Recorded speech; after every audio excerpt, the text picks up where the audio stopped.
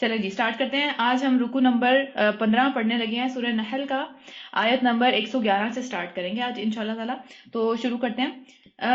تو پھر جب وہ ہر انسان اپنے ہی بچاؤ کی فکر میں لگا ہوا ہوگا اور ہر ایک کو اس کا بدلہ پورا پورا کر دیا جائے گا تو اس دن کیا ہوگا؟ اس دن کا حساب لگانا چاہیے، اس دن سوچنا چاہیے کہ اس دن کیا معاملہ ہوگا.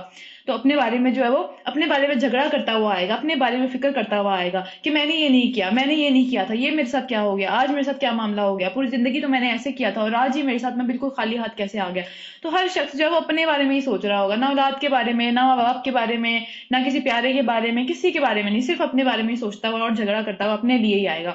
پھر اس کے بعد کیا اس کو اس کے کیے کا پورا پورا بدلہ دے دیا جائے گا اور کسی پر بھی ذرا برابر بھی ظلم نہ ہو پائے گا. ایک چھوٹا سا ذرہ، چھوٹی سی چھوٹی، اس دنیا میں جو سب سے چھوٹی چیز ہے اس کے برابر یہاں پہ جو لفظ استعمال کیا گیا اس کے برابر بھی ظلم نہیں کیا جائے گا کسی کے اوپر. اتنی چھوٹی نیکی بھی اگر کسی نے کی ہے وہ اس کو بھی پالے گا. پھر اللہ ایک بستی کی مثال بیان کرتا ہے. وہ امن اور اطمینان کی زندگی بسر کر رہی تھی اور ہر طرف سے اس کو جو ہے وہ بہت کثرت سے کھلا کھلا رزق پہنچ رہا تھا. مکہ کی مثال بیان ہو رہی ہے یہاں پہ کہ مکہ میں کتنا رزق پہنچ رہا تھا. دور دور سے لوگ جو ہے وہ حج کرنے، عمرہ کرنے کے لیے آتے تھے، وہاں پہ تجارت کرتے تھے. یہ لوگ خود بھی تجارت کرتے تھے، مالدار لوگ تھے اور پھر اچھا رزق پہنچ رہا تھا. اس نے اللہ کی نعمتوں کا کفران شروع کیا. اللہ تعالیٰ نے نعمت بھیجی، اللہ تعالیٰ نے نبی بھیجا، اللہ تعالیٰ نے اپنا جو ہے وہ پیغام بھیجا. اس نے اس کا حق نہیں ادا کیا، سمجھ لیں. ٹھیک ہے، جو جس طرح سے اس کو ماننے کا حق تھا اس طرح سے اس کا حق نہیں ادا کیا تو نعمتوں کا کفران کرنا شروع کیا. تب اللہ نے اس کے باشندوں کو ان کے کرتوتوں کا یہ مزہ چکھایا کہ بھوک اور خوف کی مصیبتیں ان پر چھا گئیں. تو یہ ساری کی ساری جو دنیا میں تنگی مصیبتیں اس طرح کی آتی ہیں وہ اپنے اعمال کی ہوتی ہیں. اپنے ہاتھ سے ہم جو حرکتیں کرتے ہیں اس کا نتیجہ یہ نکلتا ہے کہ ہمارے اوپر اس طرح کی مصیبتیں آ جاتی ہیں. تو اس کے پاس ان کی اپنی قوم میں سے ایک رسول آیا مگر انہوں نے اس کو جھٹلا دیا. وہی بندہ جس کو یہ جو ہے وہ قرآن آنے سے پچھلے 40 سال تک صادق اور امین کہتے رہے، ان سے وہ مختلف مختلف فیصلے کرواتے رہے، لیکن جب وہ قرآن آ گیا تو اس کے خلاف اتنا دور چلے گئے کہ اس کے بارے میں عجیب عجیب قسم کی باتیں کرنی شروع کر دی. آخرکار عذاب نے ان کو آ لیا جبکہ وہ خود ظالم ہو چکے تھے. انہوں نے خود اپنے اوپر ظلم کیا تو اللہ نے ان کے اوپر ظلم نہیں کیا، اپنے ہاتھوں سے انہوں نے یہ مصیبت اپنے اوپر لائی. اور پھر پس اے لوگو، اللہ نے جو کچھ حلال اور پاکیزہ رزق تم کو بخشا ہے اس میں سے کھاؤ. یہ بھی عبادت ہے، حلال کھانا عبادت ہے. مشکل ہے نا حلال کھانا، ظاہری بات ہے مسلمان ممالک کے اندر تو مشکل نہیں ہے، لیکن اگر کوئی باہر بیٹھا ہوا ہے اس کے لیے مشکل ہوتا ہے کیونکہ باقی ساری چیزیں آسانی سے اویلیبل ہے. حلال تھوڑا مشکل ہو جاتا ہے، اور اگر نہیں بھی مشکل ہے تب بھی حلال کھانا، حلال کا خیال رکھنا جو ہے وہ عبادت میں شامل ہوتا ہے. اور اللہ کے احسان کا شکر ادا کرو اگر تم واقعی اس کی بندگی کرنے والے ہو. اللہ کے کتنے احسان آتے ہیں اور اس میں سب سے بڑا احسان کیا ہے؟ ہدایت اللہ تعالیٰ نے دے دی. اور پھر اللہ نے جو کچھ تم پر حرام کیا ہے وہ کون کون سی چیزیں ہیں؟ مردہ چیز نہیں کھا سکتے، کوئی مری ہوئی چیز ہے اس کو نہیں کھا سکتے کاٹ کے. اور پھر خون، کوئی بہتا ہوا خون ہے یا جمع ہوا خون ہے. جمع ہوا خون تو چلے کھا سکتے ہیں، وہ جو کلیجی کھاتے ہیں وہ جمع ہوا خون ہوتا ہے. لیکن بہتا ہوا خون، کسی چیز کے اندر سے اگر خون نہیں نکلا پورے صحیح طریقے سے، اس میں خون رہ گیا ہے تو وہ نہیں کھائی جا سکتی. اور پھر سور کا گوشت، خنزیر کا گوشت نہیں کھا سکتے، پگ کا گوشت نہیں کھا سکتے. اور جو وہ جانور جس پر اللہ کے سوا کسی اور کا نام لیا ہو، اس کو ذبح کیا گیا ہے، وہ مردار نہیں تھا، اس میں سے خون بھی پورا بہ گیا لیکن اللہ کا نام نہیں لیا گیا، اس کے اوپر کسی اور کا نام لیا گیا، کسی آستانے پہ، کسی قبر پہ، کسی دربار پہ اس کو ذبح کیا گیا اس دربار والے کے لیے، یا پھر کسی جنات کے لیے، جیسے جادو میں بھی جنات کے لیے ذبح کرتے ہیں. تو پھر یہ سارے معاملات، یہ چیزیں ہم نہیں کھا سکتے. البتہ بھوک سے مجبور ہو کر اور تنگی سے، یعنی کہ جان کا خطرہ لاحق ہو گیا اب کہ نہیں کھائیں گے تو مر جائیں گے، تو جان کی جو حفاظت ہے وہ ہر حال میں کرنا فرض ہے انسان کے اوپر. جان اللہ تعالیٰ کی دی ہوئی ہے، اتنی سستی نہیں ہے کہ اتنی چھوٹی چھوٹی چیزوں پہ جو ہے وہ ضائع کر دی جائے. تو پھر بے قرار ہو کر کوئی ان میں سے کوئی چیز کھا لے. بے قرار ہونے کا یہ مطلب نہیں ہے کہ میرا بڑا دل کرا میں بے قرار ہو گیا اس چیز کے لیے، یہ بے قراری نہیں ہے. بے قراری کا مطلب ہے جان کی تنگی اوپر آ گئی ہے کہ اب جان جائے گی اگر نہ کچھ کھایا. تو پھر وہ والے معاملات، اس میں بے قرار ہو کر اگر کوئی شخص کچھ کھا لے تھوڑا سا، یہ نہیں کہ آپ پیٹ بھر کے کھا لیں اور اس وقت کہیں اچھا میں پھر بے قرار ہو گیا میں پھر اور کھاؤں گا، ایسا نہیں. بالکل اتنا سا کہ جان بچ جائے، مطلب وہ زندہ رہنے کی سکت واقعی رہے، بغیر اس کے کہ اس کے دل میں یہ بات ہو کہ میں جان بوجھ کے کھا رہا ہوں یا میرے پاس تو اور بھی چیز ہے، اللہ کو دھوکہ دینے کی کوئی کوشش کر رہا ہوں. تو اگر اس کے بغیر وہ کھائے گا تو یقیناً اللہ تعالیٰ بہت معاف کرنے والا اور بہت رحم فرمانے والا ہے. اور جو کچھ تمہاری زبانیں جھوٹے احکامات لگایا کرتی ہیں کہ یہ چیز حلال ہے اور یہ چیز حرام، یعنی اپنی مرضی سے ہمیں لگا یہ چیز حلال ہے، ہم نے کہہ دیا ہاں یہ چیز حلال ہے، یہ صرف اللہ کا حق ہے کہ اللہ تعالیٰ بتائے اپنی چیزوں میں سے اس نے کون سی چیز حلال کی ہے اور کون سی چیز دوسروں پہ حرام کی ہوئی ہے. اس کا حق ہے، یہ کسی کو بھی یہ حق نہیں دیا جا سکتا کہ وہ حلال اور حرام کی یہ بات کرے. کیونکہ ہمیں پتہ ہے نا کہ جو اہل کتاب تھے ان کے بارے میں قرآن میں ہم نے پڑھا تھا، پیچھے ہی پڑھا تھا کہ ان کے بارے میں کہا گیا کہ انہوں نے اپنے جو ہے وہ ربانی جو ان کے ہیں، جو ان کے علماء ہیں، ان کو انہوں نے اپنا رب بنا لیا. تو جو ایک عیسائی تھے انہوں نے اسلام قبول کیا، وہ صحابی بن گئے، انہوں نے کہا ہم تو اپنا رب نہیں بناتے. تو اللہ کے نبی نے کیا جواب دیا تھا؟ اللہ کے نبی نے کہا کہ تم ان کی حرام کی ہوئی چیزوں کو حرام کر لیتے ہو اور ان کی حلال کی ہوئی چیزوں کو حلال کر لیتے ہو، تو تم ان کو اپنا رب بناتے ہو. یہ رب کا کام ہے کہ وہ حلال اور حرام بتائے. اپنی مرضی سے اپنے اوپر یہ چیزیں لگا لینا اور بس مجھے لگتا ہے یہ حلال نہیں ہے تو اس لیے میں دوسروں کو کہہ دوں. تو اس لیے علم حاصل کرنا پراپر بہت ضروری ہے. ہم اللہ کی طرف سے اپنی طرف سے کوئی باتیں لگا لگا کے اللہ کو نہیں اس کے اوپر اللہ کے اوپر ڈال سکتے وہ ساری باتیں. یہ کبیرہ گناہ ہے, یہ بہت بڑا گناہ ہے اللہ کے اوپر جھوٹ بولنا. اور اسی طرح نبی صلی اللہ علیہ وسلم کے اوپر بھی جھوٹ بولنا, ڈفرینٹ حدیثیں بنا لی اپنی طرف سے کہ یہ چیز حلال ہے وہ چیز حلال ہے تاکہ لوگ ہماری بات مان لیں. ہماری تو کوئی سنتا نہیں ہے, نبی کے اوپر نام ڈال دو. تو یہ سب چیزیں بہت بڑا گناہ ہے. اور پھر اس طرح کے حکم لگا کر اللہ پر جھوٹ نہ باندھو. جو لوگ اللہ پر جھوٹ باندھتے ہیں وہ ہرگز فلاح نہیں پایا کرتے, وہ دنیا میں بھی فلاح نہیں پاتے ہیں. دنیا میں بے شک ان کو تھوڑا بہت جو ہے وہ کچھ مل گیا, لیکن آخرت کی فلاح تو کبھی نہیں مل سکتی. دنیا کا سامان جو ہے وہ عیش چند روز کی ہے, آخرکار ان کے لیے دردناک سزا تیار ہے. اور وہ چیزیں جنہیں ہم نے خاص طور پر یہودیوں کے لیے حرام کی تھی, جن کا ذکر اس سے پہلے بھی اللہ تعالیٰ ہمیں بتا چکے ہیں اسی قرآن میں کہ کون کون سی چیزیں حرام تھی. اور مطلب ان کے لیے بہت زیادہ سختیاں تھیں. کیوں؟ کیونکہ وہ ڈفرینٹ چیزیں اسی طرح کی کرتے رہتے تھے, اپنی طرف سے جو چیزیں ایڈ کرتے تھے تو اللہ تعالیٰ وہ چیز کر دیتے تھے ان کے اوپر. کیا ٹھیک ہے تم نے خود یہ کام کیا تو اب تم یہ کرو گے, اب یہ ضروری ہو گیا. تو بہت مشکل میں پڑے ہوئے تھے. اور پھر کیا ان کے اوپر یہ ہمارا ظلم نہ تھا بلکہ ان کا اپنا ہی ظلم تھا. انہوں نے خود جو ہے وہ دین کے اندر بڑھ بڑھ کی چیزیں اپنے اوپر ڈالی. تو پھر نبی کیونکہ موجود ہوتے تھے اس وقت, تو انہوں نے اللہ تعالیٰ نے وہی کر دی کہ بس ٹھیک ہے اب یہ ایسے ہی ہے, یہی مشکل میں رہو جس مشکل میں اپنے آپ کو ڈالا ہے. اور وہ اپنے اوپر کر رہے تھے. البتہ جن لوگوں نے لا علمی کی بنیاد پہ برا عمل کیا, ان کو پتہ ہی نہیں تھا, ان سے یہ کام ہو گیا, انہوں نے اس طرح کی باتیں کر دی, ان کو پتہ نہیں تھا. پتہ ہونے کے باوجود جان بوجھ کے اپنی مرضی سے کسی نے چینج کیا, اپنی مرضی سے, اس کو پتہ تھا مجھے ایسی بات نہیں کرنی چاہیے, مجھے کنفرم نہیں ہے یہ بات, پھر بھی اس نے کر دی. تو پھر لیکن کسی نے لا علمی کی بنیاد پہ کی اور پھر توبہ کر کے اپنے عمل کی اصلاح کر لی. توبہ خالی منہ سے نہیں ہوتی, ٹھیک ہے, عمل سے پتہ چلتا ہے کہ کون بندہ جو ہے وہ واپس پلٹ گیا ہے اور کون بندہ جو ہے وہ وہیں کا وہیں کھڑا ہوا ہے. منہ سے نہیں ہوتی توبہ. اور یقیناً توبہ اور اصلاح کے بعد ان کا رب جو ہے وہ ان کے لیے بہت غفور اور رحیم ہے, وہ معاف کر دے گا. رکو نمبر 15 ختم ہو گیا, 16واں شروع کرتے ہیں.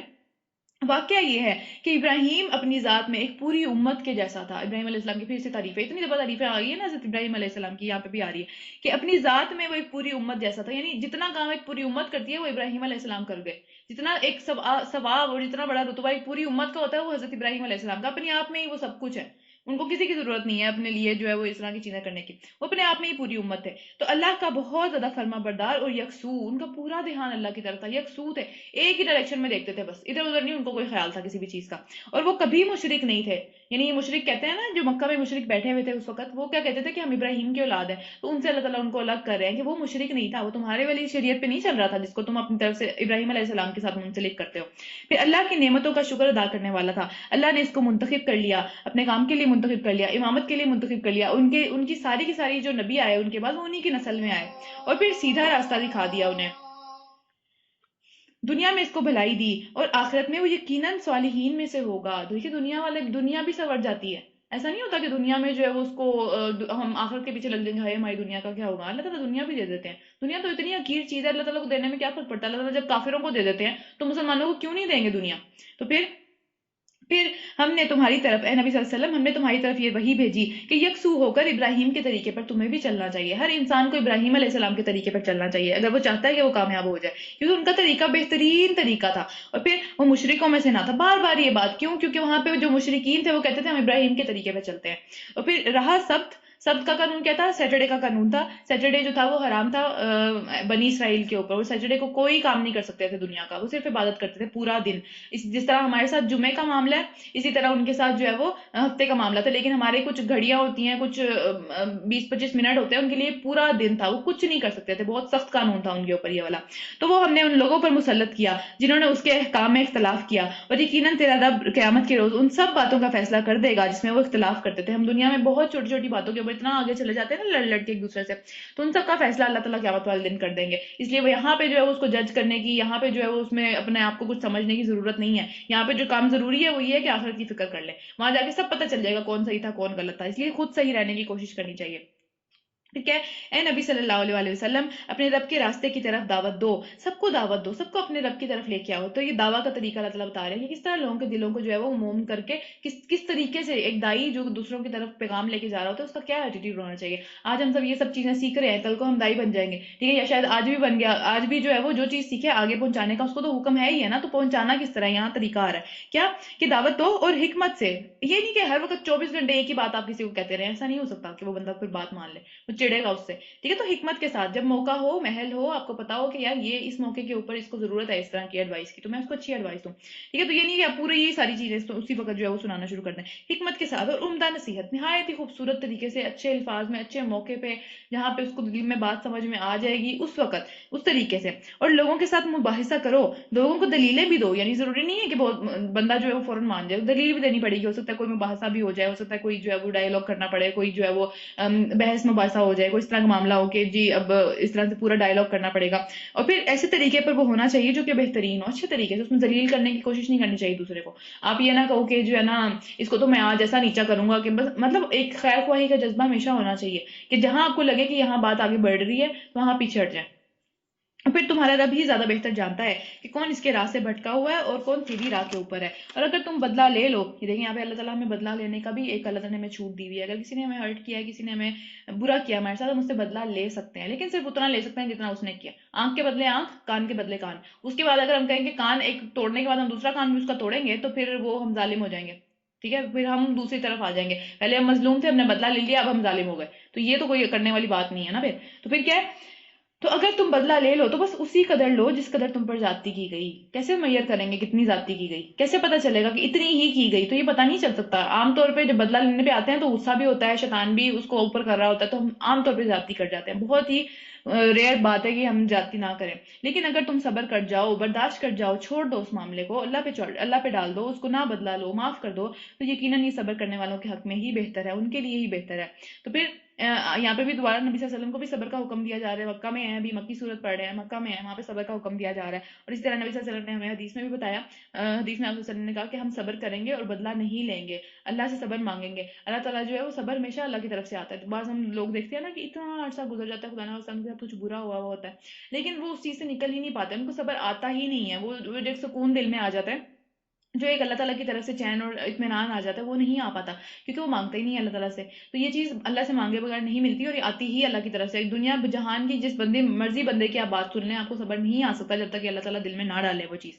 तो फिर अल्लाह ताला यहाँ पे कह रहे हैं नबी सल्लल्लाहु अलैहि वसल्लम, सब्र से काम किए जाओ, और ये सब्र तुम्हारा अल्लाह ही की तौफीक से है। देखिए यहाँ पे अल्लाह ताला बता रहे हैं अल्लाह की तौफीक से सब्र मिलता है, अपनी मर्जी से सब्र नहीं आ सकता। हम कहें कि अच्छा हाँ ठीक है, हम बैठे बैठे जो है वो कर ले, मांगना पड़ता है अल्लाह ताला से, जितना हिदायत मांगनी पड़ती है ना, वो ऐसे नहीं आती। तो मांगे बगैर सब्र भी नहीं मिलता और हिदायत भी नहीं मिलती। तो इन लोगों की हरकत पर जो है वो गम ना करो, और इनकी चालबाजियों पर जो है वो दिल तंग नहीं तुम्हें करना चाहिए। अल्लाह उन लोगों के साथ है जो तकवा से काम लेते हैं और एहसान से काम करते हैं, अच्छे काम करते हैं। उनके साथ कोई बुरा भी कर जाता है वो एहसान करते हैं। एहसान का रवैया क्या है कि जिसके साथ जो हक था उससे हक से बढ़ के दिया। किसी ने मेरे साथ बुरा किया, हक तो ये था मैं उसके साथ बुरा करती या मैं उससे बदला ले लेती।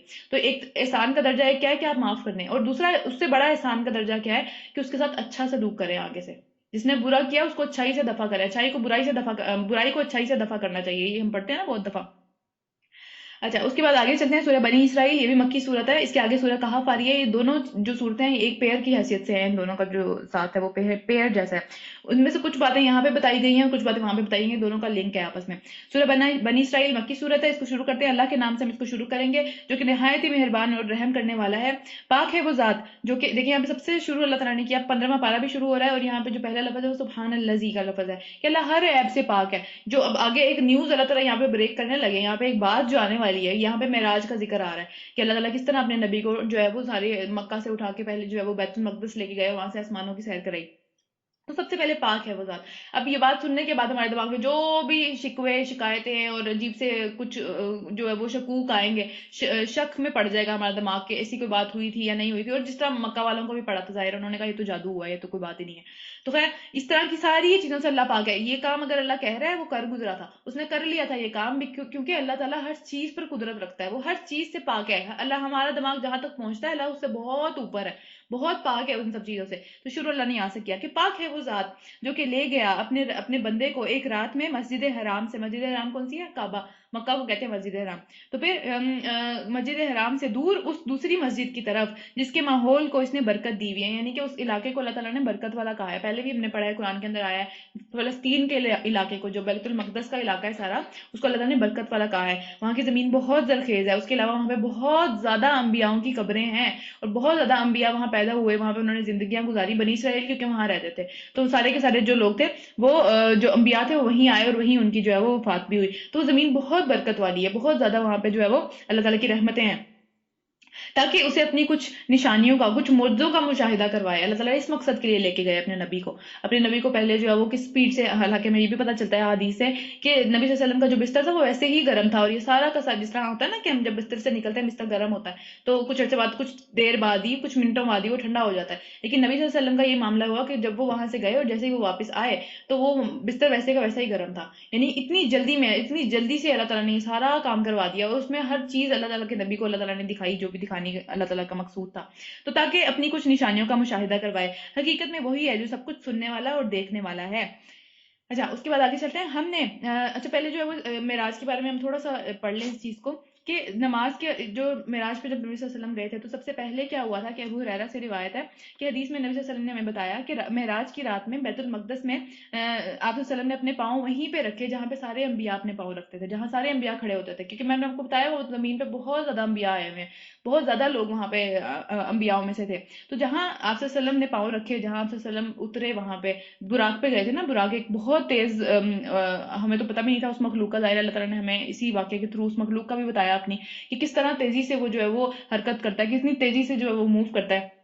بہرحال وہاں پہ جب وہ پہنچے تو انہوں نے وہیں پہ قدم رکھے اپنے جہاں سارے انبیاء نے قدم رکھے تھے، ٹھیک ہے، اور اس کے بعد یہ سفر براق کے ذریعے کیا گیا تھا۔ انس رضی اللہ تعالیٰ عنہ سے روایت ہے، انہوں نے بتایا کہ براق لایا گیا جس کو لگام ڈالی ہوئی تھی، مطلب وہ تیار تھا، وہ سواری کے لیے تیار تھا، اس کے اوپر سواری ہوتی رہتی تھی، پتہ نہیں اب کون اس کے اوپر سواریاں کرتا ہے، یہ تو اللہ ہی بہتر جانتا ہے۔ بہرحال وہ جو ہے وہ سواری کے لیے تیار تھا، اس کی لگام ڈلی ہوئی تھی، اور جو زین ہوتی ہے اس کی جس کے اوپر بیٹھتے ہیں وہ بھی کسی ہوئی تھی، پوری بالکل ٹھیک تیار تھا وہ کسی بھی سواری کے لیے، بس اس نے شوخی کرنا شروع کی، یعنی جب ظاہر ہے کسی بھی جانور کو جب نیا بندہ اس کے اوپر بیٹھتا ہے تو وہ تھوڑا بپھرتا ہے، تھوڑا اس کو ہوتا ہے کہ یار یہ کون آ گیا، یہ تو میرا مالک نہیں ہے، اب ہمیں نہیں پتا اس کا مالک کون تھا۔ بہرحال وہ جو ہے اس نے وہ شوخی کرنے کی کوشش کی، تو جبرائیل علیہ السلام نے اس کو کہا، جبرائیل لے کے آئے تھے نا اسے، تو جبرائیل علیہ السلام نے اس کو کہا کہ تو کیا محمد صلی اللہ علیہ وسلم کے ساتھ ایسی شوخی کر رہا ہے؟ آج تک تیرے اوپر جتنے بھی لوگ بیٹھے ہیں، جتنے بھی لوگوں نے آج تک سواری کی ہے، ان میں سے سب سے زیادہ اللہ کے نزدیک معزز جو شخص ہے وہ یہ محمد صلی اللہ علیہ وسلم ہے، تو تجھے ایسی شوخی نہیں کرنی چاہیے۔ یہ سن کے براق کو پسینہ آ گیا اور وہ تھم گیا نا، یعنی اس نے اس طرح سے پھر دوبارہ نہیں کیا، وہ کھڑا ہو گیا وہیں پہ، اور پھر چند لمحوں میں وہ اس کو جو ہے وہ مکہ سے بیت المقدس لے گئے۔ مکہ کہاں ہے؟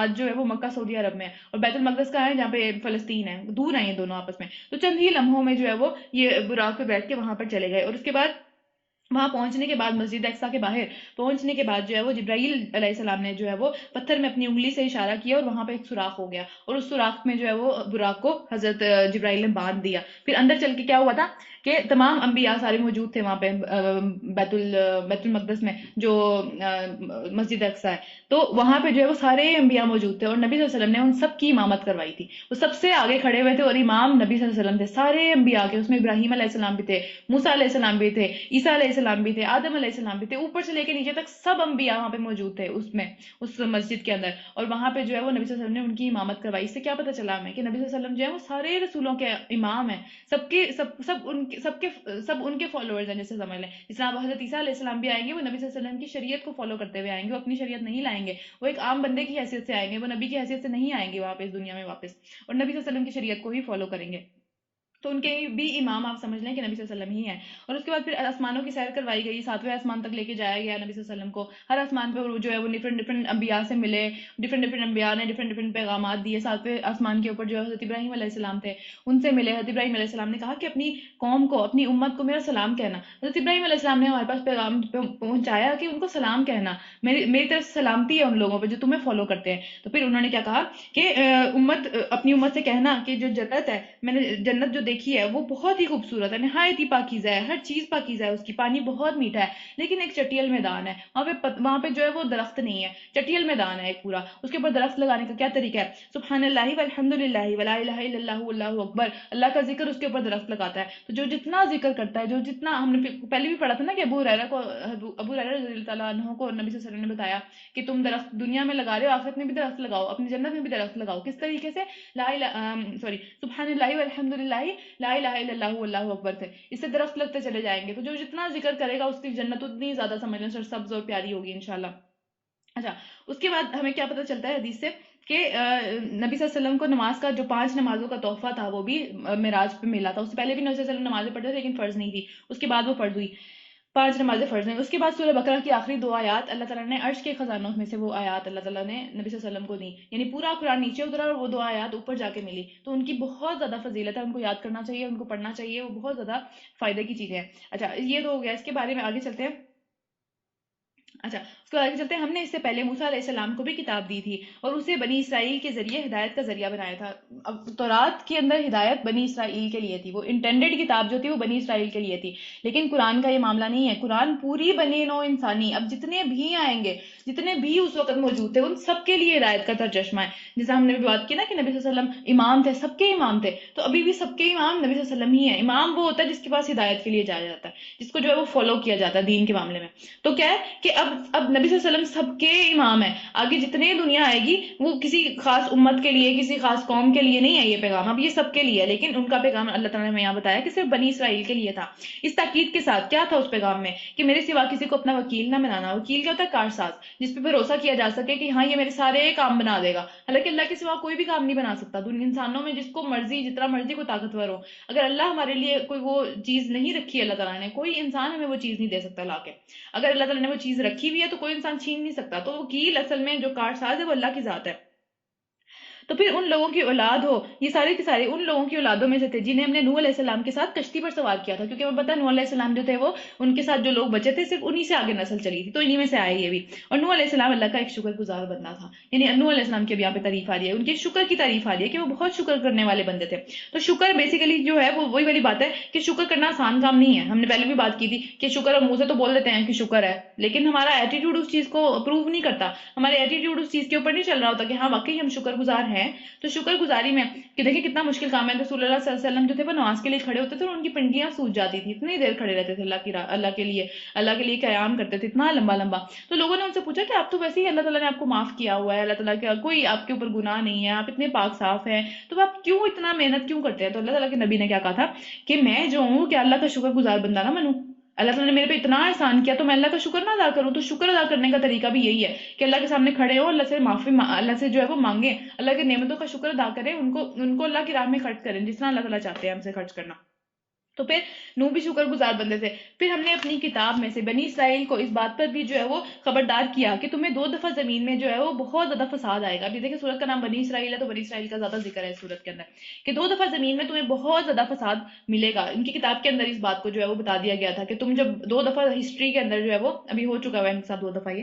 تو بہرحال جو ہے وہ یہ اس طرح کے معاملات آئیں گے کہ 2 دفعہ تمہیں بہت زیادہ شدید عذاب کا مسئلہ پڑے گا. اور پھر بڑی سرکشی تم نے دکھائی ہوگی. تو وہ کیوں آئیں گے؟ کیونکہ تم نافرمان ہو جاؤ گے، تم بہت زیادہ نافرمان ہو جاؤ گے، تو پھر بہت بڑے بڑے عذاب آئیں گے. آخرکار جب ان میں سے پہلی سرکشی کا موقع پیش آیا تو بنی اسرائیل، ہم نے تمہارے مقابلے میں ایسے ایسے بندے اٹھائے جو نہایت ہی طاقتور تھے. تم سوچ بھی نہیں سکتے تھے، تمہیں ایسا لگتا تھا اللہ کی مدد تمہارے ساتھ ہے. تم جو مسلمان ہو، اس وقت تو وہی مسلمان تھے نا، تو بہرحال تم جو مسلمان ہو اور تمہارے ساتھ تو پتہ نہیں اللہ تعالیٰ کی کتنی مدد اور کتنی سمجھنے کہ اللہ کی رحمت تمہارے ساتھ ہے. لیکن ایسے ایسے بندے آئے کہ ان کے پاس اتنی طاقت تھی کہ یہ سوچ بھی نہ سکے اور تمہارے ملک میں گھس کر ہر طرف پھیل گئے. یعنی یہ جو ہے فلسطین میں گھس کے ہر طرف پھیل گئے وہ لوگ.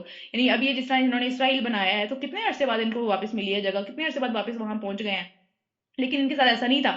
جو بھی ان کے اوپر حملہ کرتا تھا، جب بھی عذاب آتا تھا تو کیا آتا تھا کہ ان سے وہ جگہ چھین لی جاتی تھی، وہ بیت المقدس ان سے چھین لیا جاتا تھا اور ان کا جو وہاں پہ ہیکل سلیمانی تھا اس کو تباہ کر دیا جاتا تھا. اب 2 دفعہ وہ تباہ ہو چکا ہے، تیسری دفعہ یہ لوگ بنانا چاہتے ہیں اب اسے، کیونکہ ان کا یہ دعویٰ ہے کہ تیسری دفعہ بنا لیں گے تو ہمارا جو مسیح ہے وہ آ جائے گا، یعنی کہ مسیح الدجال وہ آ جائے گا تیسری دفعہ بنانے سے. تو بہرحال 2 دفعہ یہ ہو چکا ہے اور 2 دفعہ ہمیشہ سب سے پہلے اٹیک جو تھا وہ ان کے اسی چیز کے اوپر ہوتا تھا. یہاں پہ بھی اسی کی بات آ رہی ہے کہ وہ گھس کر ہر طرف پھیل گئے اور یہ ایک وعدہ تھا جسے پورا ہو کر رہنا تھا. اس کے بعد ہم نے تمہیں ان پر غلبے کا موقع دیا اور تمہاری مال اور اولاد سے تمہاری مدد کی. یعنی کہ جب حالات بدل گئے، جب انہوں نے توبہ کر لی، اللہ کی طرف واپس آ گئے، تو اللہ تعالیٰ نے بھی اپنا عذاب چھین لیا ان سے، واپس چلا گیا وہ عذاب اور پھر بہتر حالت آ گئی اور تمہاری تعداد میں بڑھا دیا اللہ تعالیٰ نے ان کو، طاقت میں بڑھا دیا، اولاد میں بڑھا دیا، رزق میں بڑھا دیا، ہر چیز میں.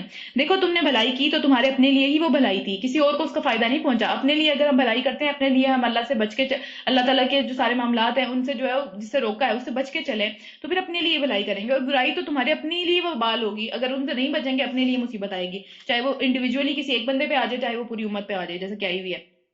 اور پھر دوسرے وعدے کا وقت آ گیا، یعنی پھر ظاہر ہے آہستہ آہستہ پھر دور گئے، پھر دوسرے وعدے کا وقت آ گیا، تو ہم نے دشمنوں کو تمہارے اوپر مسلط کر دیا تاکہ وہ تمہارا حلیہ بگاڑ دیں اور بیت المقدس میں اسی طرح جا گھسے جس طرح پہلے جا گھسے تھے، جس طرح پچھلی دفعہ ہوا تھا کہ انہوں نے وہ ہیکل سلیمانی کو توڑ دیا تھا، اس طرح پھر دوبارہ سے ہیکل سلیمانی کو توڑ دیا گیا اور ان کو وہاں سے نکال دیا گیا۔ اور اب اس دوسری دفعہ کے بعد، اور وہ دوسری دفعہ 70 عیسوی کی بات ہے، ابھی ہم 2020 عیسوی میں ہیں، یہ دوسری دفعہ 70 عیسوی کی بات ہے جب یہ ہوا تھا، اور اس کے بعد سے اب پچھلی صدی میں یہ واپس اپنی جگہ پہ جا سکے ہیں، واپس اسرائیل میں جا سکے ہیں، ورنہ پوری دنیا میں ادھر پھر رہے تھے، جو بھی حالات ہوئے تھے جرمنی میں آپ کو پتہ ہی ہے کیا معاملہ ہوا تھا ان کے ساتھ۔ خیر اس کے بعد تو 70 عیسوی کے بعد اب جو ہے وہ جا کے 1948 پچھلی صدی کے اندر انہوں نے یہ اسرائیل بنایا، اور وہاں پہ اب یہ اکٹھے ہو رہے ہیں، ابھی بھی سارے نہیں ہیں ظاہر ہے، لیکن کوششیں چل رہی ہیں کہ بس کسی طریقے سے اکٹھے ہو جائیں۔ خیر بہرحال تو یہ وعدہ پورا ہو کے رہنے والا تھا۔ اچھا وہ اسی طرح جا گھسے مسجد اقصیٰ کے بیت المقدس کے اندر، ظاہر ہے مسجد اقصیٰ تو بعد میں بنی ہے، بیت المقدس کے اندر اسی طرح جا گھسے جس طرح سے پہلے دشمن گھسے ہوئے تھے، یعنی جس طرح انہوں نے توڑا، تہس نہس کیا، انہوں نے بھی ویسے ہی کیا۔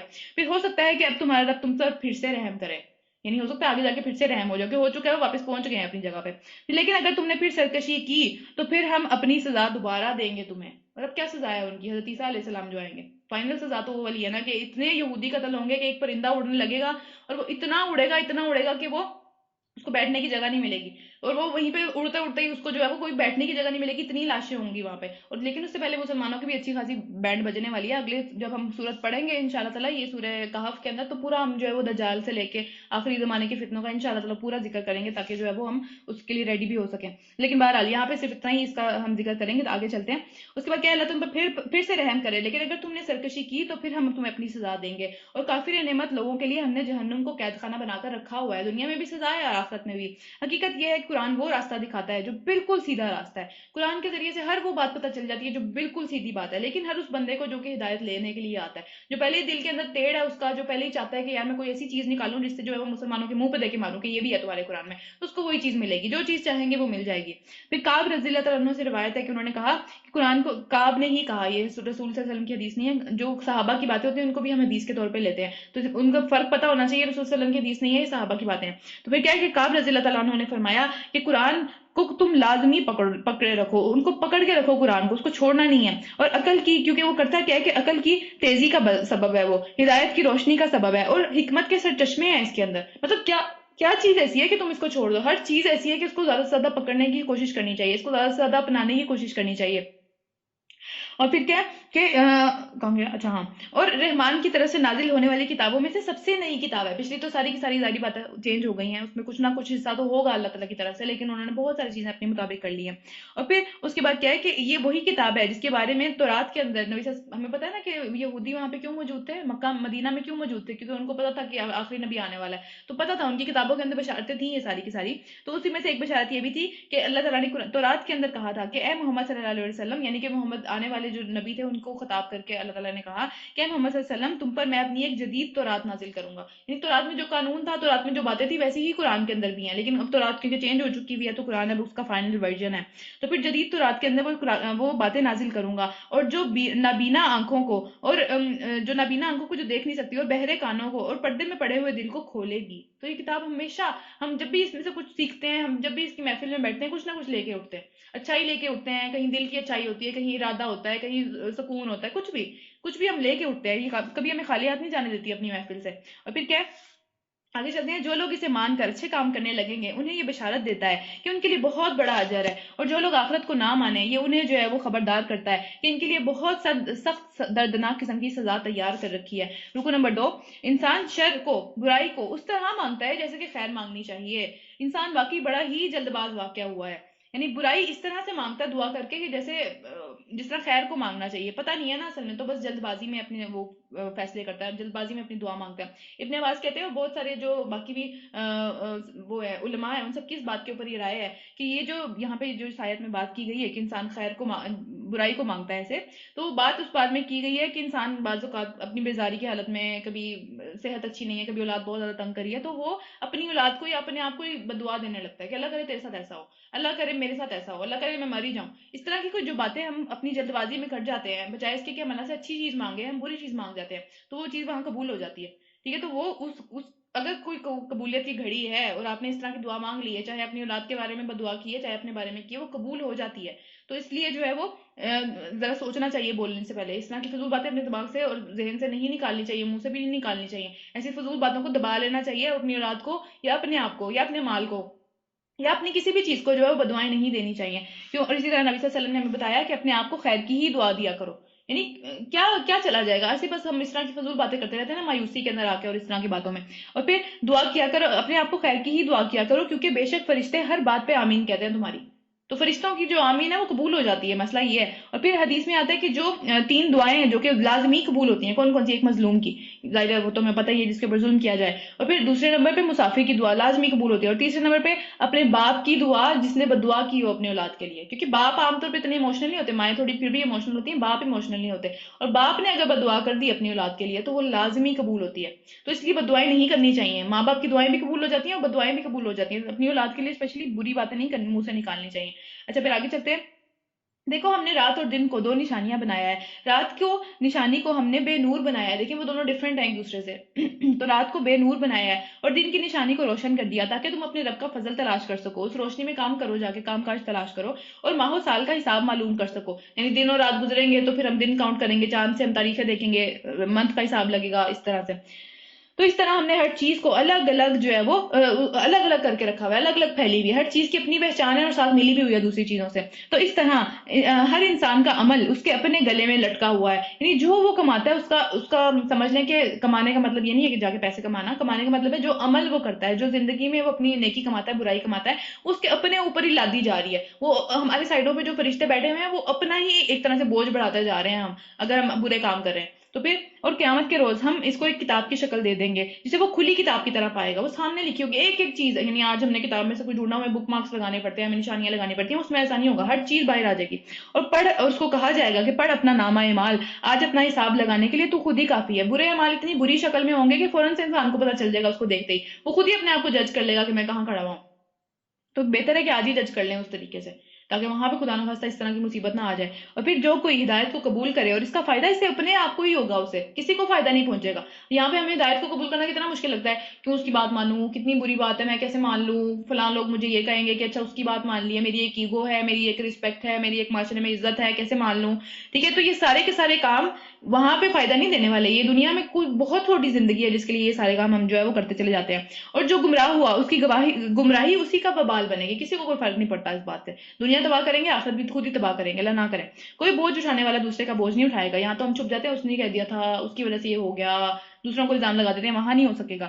اور ہم عذاب دینے والے نہیں ہیں جب تک کہ لوگوں کو حق اور باطل کا فرق سمجھانے کے لیے ایک پیغمبر نہ بھیج دیں. یعنی جب آپ کو پتہ چل جاتا ہے، دل گواہی دے دیتا ہے، پھر مکرتے ہیں، پھر عذاب آتا ہے. جب پتہ نہیں ہے تب جو ہے وہ اللہ تعالیٰ ایک طرح سے وہ بینیفٹ آف ڈاؤٹ ملتا رہتا ہے کہ ہاں ان کو پتہ نہیں ہے. لیکن جب پتہ چل گیا، اس کے اوپر پھر عمل نہ کیا، تو پھر کیا ہے کہ پھر جو ہے وہ مشکل میں پڑ جائیں گے. اور جب کسی بستی کو ہلاک کرنے کا ہم ارادہ کر لیتے ہیں تو اس کے خوشحال لوگ جو بڑے بڑے ہوتے ہیں نا، جو جن کی فالوئنگ ہوتی ہے، جو پر اثر لوگ ہوتے ہیں، جن کو لوگ مانتے ہیں، سنتے ہیں، وہ جو ہے اس بستی میں بدکاریاں کرنے لگتے ہیں، وہ نافرمانیاں کرنے لگتے ہیں، پھر ان کی دیکھا دیکھی سارے کرنے لگتے ہیں. تو پھر سارے کہتے ہیں وہ کر رہا ہے تو پھر ہم بھی کر سکتے ہیں، یہ معاملہ ہوتا ہے. تو پھر تب عذاب کا فیصلہ ان کے اوپر جو ہے وہ صادق آ جاتا ہے کہ تب وہ اس حال تک ایک وقت آتا ہے کہ اس حال تک پہنچ جاتے ہیں وہ لوگ کہ اب عذاب کا فیصلہ ہونے لگتا ہے ان کے لیے. اور پھر ہم اسے برباد کر کے رکھ دیتے ہیں. دیکھو کتنی ہی نسلیں ہیں جو نوح علیہ السلام کے بعد ہمارے حکم سے ہلاک ہو گئی. نوح علیہ السلام کے بعد جو لوگ بچے تھے انہی سے سارا کچھ چلا نا. تو پھر اس کے بعد کتنی نسلیں اس کے بعد تباہ ہو گئی. تیرا رب اپنے بندوں کے گناہوں سے پوری طرح باخبر ہے اور سب کچھ دیکھ رہا ہے.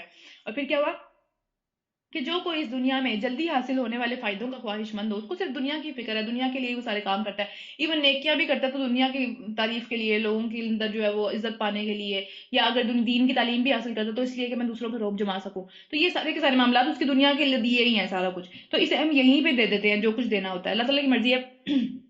بعض لوگ دنیا کے لیے بہت کوششیں کر رہے ہوتے ہیں لیکن ان کو دنیا بھی نہیں ملتی. تو اللہ کی مرضی ہے، جو اللہ تعالیٰ جس کو بھی چاہے دے.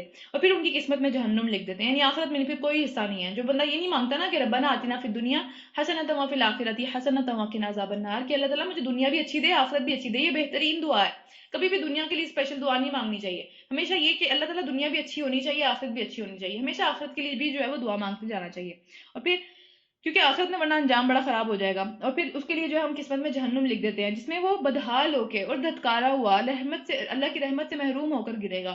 اور جو آخرت کا خواہش مند ہو اس کے لیے کوشش کرتا رہے، جیسا کہ اس کے لیے کوشش کرنی چاہیے، یہ نہیں کہ بس آپ منہ سے کہیں کہ آخرت چاہیے اور کوشش نہ کریں، اور سمجھے کہ ہاں بس میں چاہتا ہوں تو اس لیے جو ہے وہ یہ کام ہو جائے۔ جیسی کوشش چاہیے ویسی کرنی چاہیے۔ اگر ہمیں اے گریڈ چاہیے تو اے گریڈ کی کوشش کرنی پڑے گی، اگر بی گریڈ چاہیے تو پھر بی گریڈ کی کوشش کرنی پڑے گی، جو چاہیے وہ وہاں ملے گا۔ اور پھر ہو وہ مومن، ظاہر بات ہے ایمان کے ساتھ، ایمان کے بغیر میں نے پہلے بھی یہ بات کی تھی کہ ایمان جو ہے وہ ایک زیرو ہے۔ زیرو کیا ہوتا ہے کہ زیرو کو جس بھی چیز سے ملٹیپلائی کر دیتے ہیں اس کو زیرو کر دیتی ہے۔ اگر کسی کے پاس ایمان نہیں ہے تو وہ زیرو ہے، اس کے پاس اس کے ساتھ وہ بڑے سے بڑا عمل بھی ملٹیپلائی کرے گا وہ زیرو ہو جائے گا، باقی اللہ بہتر جانتا ہے۔ ظاہر ہے اللہ تعالیٰ نے باقی انجام کرنا ہے، ہم یہ نہیں کہہ سکتے اس نے جہنم میں جانا ہے، اس نے دوزخ میں جانا ہے، اس نے جو ہے جنت میں جانا ہے، ہمیں نہیں پتہ، یہ اللہ کا کام ہے، اللہ تعالیٰ کریں گے یہ، اس کو اپنے ہاتھ میں لینے کا ہمارا وہ نہیں ہے۔ لیکن یہاں اللہ تعالیٰ جو بات بتا رہے ہیں میں صرف اس کو ایکسپلین کرنا چاہ رہی ہوں کہ یہ جو ایمان ہے، یہ جو نبی صلی اللہ علیہ وسلم کے اوپر ایمان ہے، کتاب کے اوپر ایمان ہے، تو یہ ایک زیرو ہے، جس کے اگر یہ کسی کے پاس نہیں ہے تو وہ ایک زیرو ہے، اس کو ملٹیپلائی کرے گا کسی بھی چیز سے وہ چیز زیرو ہو جائے گی، وہ کام نہیں دے گی، دنیا میں تو دے دے شاید آخرت میں نہیں دے گی، بہرحال آگے اللہ کو پتہ ہے، ہم یہ لیبلز نہیں لگا سکتے وہ جنت میں جا رہا ہے اور یہ جہنم میں۔ تو آگے چلتے ہیں، کوشش کی قدر، یعنی کہ کوشش کی قدر کی جائے گی، وہ جتنی بھی کوشش کرے گا اس کی قدر کی جائے گی، ان کو بھی اور ان کو بھی، دونوں گروہوں کو ہم اس طرح جو ہے وہ اللہ تعالیٰ لوگوں کو، یعنی جو آخرت کی کوشش کرتا ہے اور جو زندگی کی ہی کوشش کر رہا تھا، دونوں گروہوں کو ہم جو ہے وہ دنیا میں سامان دیتے ہیں، سب کو دیتے ہیں نا، سب کے پاس ہوتا ہے کچھ نہ کچھ، ایسا تو نہیں ہوتا کہ بالکل ہی خالی ہاتھ بیٹھا ہوا۔ اور یہ تیرے رب کا عطیہ ہے، وہ تیرے رب چاہے جس کو چاہے جو ہے وہ عطا کرے، اور اس کو روکنے والا کوئی نہیں ہے اس کی عطا سے، تو مانگنا چاہیے اللہ تعالیٰ سے، ہر چیز اللہ سے مانگنی چاہیے۔ مگر دیکھ لو دنیا ہی میں ہم نے ایک گروہ کو دوسرے پر کیسی فضیلت دے رکھی ہے، اور آخرت میں یہ درجے اور بھی زیادہ ہوں گے، آخرت میں یہ فضیلتیں اور بھی زیادہ نمایاں ہوں گی۔ یا دنیا میں ہم چھوٹی چھوٹی چیزیں دیکھ کے جل جاتے ہیں نا، تو آخرت میں کتنا جلیں گے، کتنا برا لگے گا کہ ان کو یہ مل گیا اور ہمیں یہ نہیں ملا۔ یہاں پہ انہوں نے جو ہے وہ اتنا سا جو ہے وہ صدقہ کیا تھا، اس کی وجہ سے ان کا یہ لیول اوپر چلا گیا، اور ہم نے جو ہے وہ صدقہ بچا کے اپنے گھر کی ڈیکوریشن خرید لی تھی اس سے، تو ہمارا کیا ہوا وہاں پہ پھر؟ کچھ بھی نہیں۔ تو یہ والی ساری کی ساری جو باتیں ہیں کہ وہاں آخرت میں کتنے سارے درجے ہوں گے، تو اس میں بھی اللہ تعالیٰ کے نبی نے ہمیں بتایا ہے کہ سب سے بہترین، سب سے اونچا درجہ کون سا ہے؟ جنت الفردوس کا درجہ ہے۔ تو ہمیشہ جب بھی اپنے لیے مانگے، ہمیشہ جنت الفردوس مانگے، اس سے کم نہ مانگے کبھی بھی اپنے لیے، کیونکہ اس سے کم جو ہے وہ اس کا مطلب ظاہر ہے وہ جنت ہے بہت بڑی بہت اچھی ہے، لیکن جنت الفردوس بہت زیادہ اچھی ہے، یعنی کہ جو وہاں پہ ہوں گے وہ نیچے والے ان کے لیے کچھ بھی نہیں ہوں گے، پھر ان کو وہ نعمتیں، وہ خوشیاں اللہ تعالیٰ دیں گے۔ تو پھر اس کے لیے جو ہمیشہ دعا مانگتے رہنا چاہیے کہ اللہم انا نسالک الجنت الفردوس الاعلیٰ، کہ اللہ تعالیٰ مجھے جنت الفردوس اور بہترین اونچا ترین مقام دے۔ جب جنت مانگے اپنے لیے جنت الفردوس اور بہترین مقام مانگے، اس سے کم پہ سیٹل نہیں ہونا بالکل بھی۔ اور پھر آگے کیا ہے؟ پھر آگے کیا ہے کہ اس کی فضیلت اور ان سے بھی زیادہ بڑھ چڑھ کے ہوگی، یعنی دنیا میں جو فضیلت دیکھ کے ہم جل جاتے ہیں، وہاں پہ کیا حال ہوگا؟ اللہ نہ کرے ہم سب سے اوپر ہی ہوں، اللہ کرے ہم سب سے اوپر ہی ہوں سارے کے سارے۔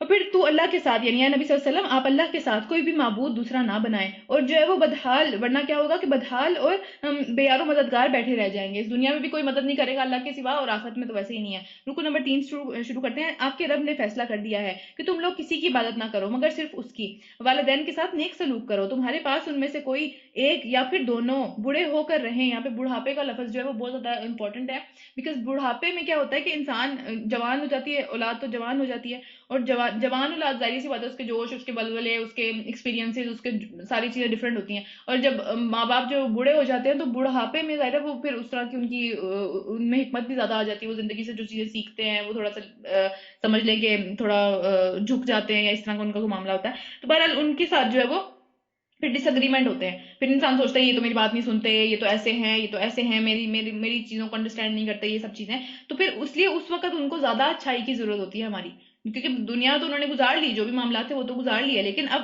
آپ کو اللہ تعالیٰ نے جو ایک سمجھ لے پاور دیا، تو پاور کے ساتھ رسپانسبلٹی آ جاتی ہے فوراً سے پہلے۔